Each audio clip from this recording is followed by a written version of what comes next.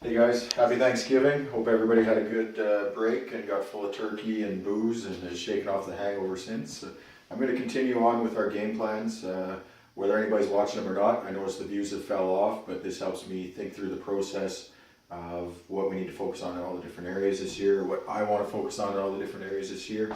So I'm going to continue anyway. I hope that you will continue to watch the videos and continue to get on the same page. It'll make things easier, and there's more to it than just knowing the game plan. There's also the team aspect of it and the consistency piece. So we're going to slide back into the defensive zone today. Defensive zone is one of the harder ones because there really isn't a system or strategy or structure in place. Honestly, we're reacting to what the offense is doing. So it's this video might be shorter, I guess, or it might be longer. Depends on how you look at it. It was our weakness last year, I think. Our defensive zone coverage was pretty poor. I don't have a magic formula to make it better, but it's something that we really have to work on. So the obvious piece, and we talked about it all year last year, is we're playing a man-to-man coverage in our own zone. So 3 deep, the center, the 2 defensemen. Everybody needs to man up and go man-to-man and start winning those battles. Quite often last year, what happened was a defenseman would stay at home in front of the net or slide behind the net and try to give an outlook for the breakout, or maybe the center would pull a little bit too soon looking for, again, a breakout or something like that. What we really want to focus on is remaining man-to-man until we get clean possession of the puck. If we're winning every battle, we're not allowing any goals. So man-to-man down low, until we get clean possession. Stay committed to it and stay a little longer than we did last year. Wingers to engage. One thing I see a lot of, and I'm not necessarily calling anybody out here, but on a lot of teams, is the winger will shadow their defenseman and play man-to-man up high.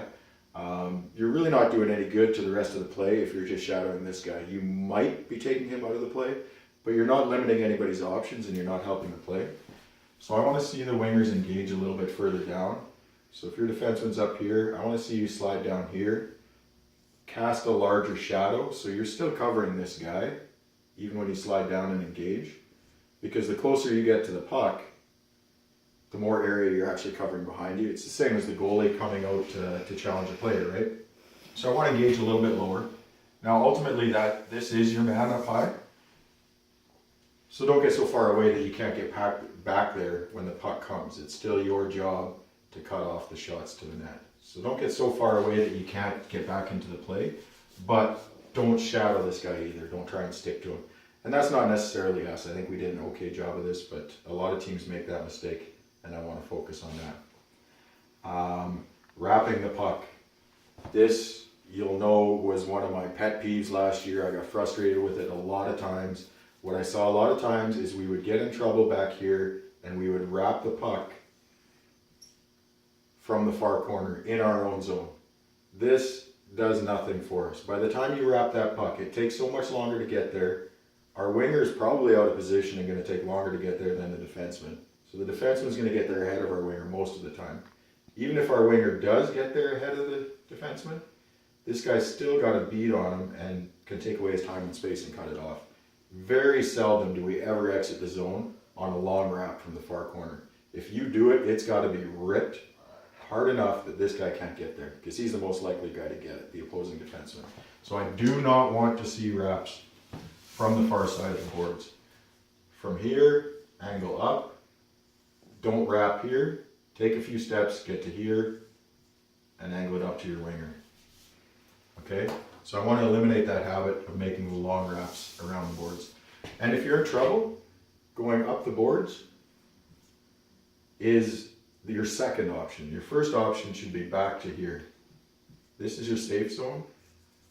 You're not going to allow goals for behind the net and behind the red line. So if you get in trouble, instead of forcing it up here where there's 2 defenders and a winger, keep it behind the red line, eat it, do what you have to do, but get the clean control behind the back red line before you make the pass.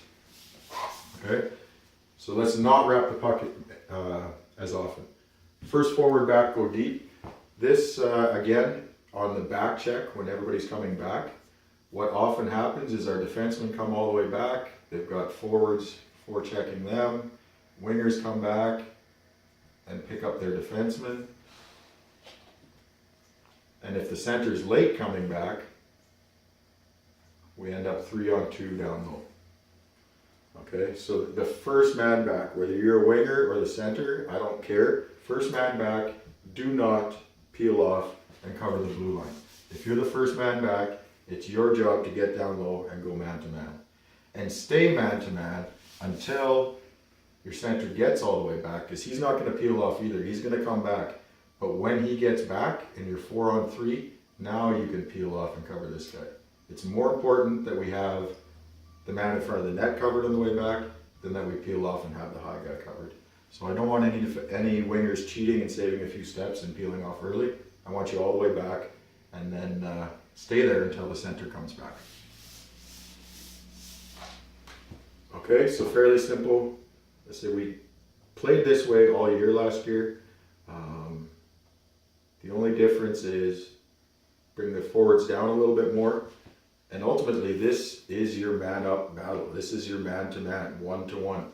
If we're getting scored on, chances are we're losing a one-on-one battle. It's your job to stay with the man, keep him from making the pass or scoring a goal. Do not be tempted to peel off and allow us to be outnumbered down here and play zone, hoping that you get a pass for the breakout. We've got to win the battle before we break out. So don't be tempted to peel off and start to play a half zone, half man-to-man. If we're playing man-to-man down low, it's man-to-man all the time. This defenseman peels all the way over if that's where his man is. This center goes all the way down. Likely you're going to circle in here. But the important thing is you never let your man go if you're one of those bottom three. Top guys, they've got their man, but they're going to play a little bit softer on him and play a zone to try and cut off the passes and support you guys down low and not give these guys a pass out. So that's the basic, my focus and what I'm going to be riding you guys on this year in the defensive zone is going to be breaking some habits like wrapping the puck, making sure we're not cheating and taking any shortcuts, and playing a true man-to-man, not a soft zone, half man-to-man, some zone. Bottom three have to be absolutely man-to-man. And then from there, the next thing we'll do is we'll look at our breakouts. So that should do it for today.